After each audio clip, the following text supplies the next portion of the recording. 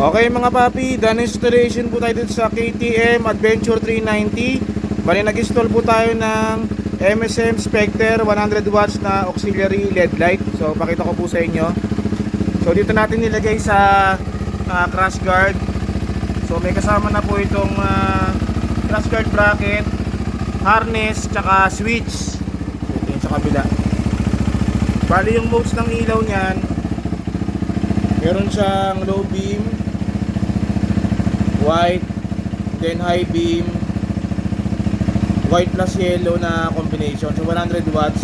Tapos meron din po siyang blinker mode, wigwag, ayan.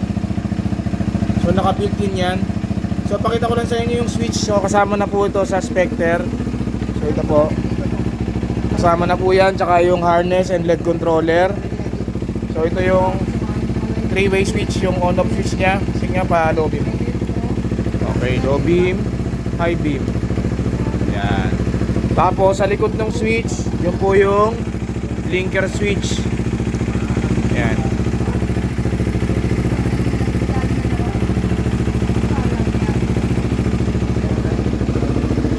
Okay mga paps, ang MSM Spectre LED 100 watts available yan dito sa Scooteristas online shop.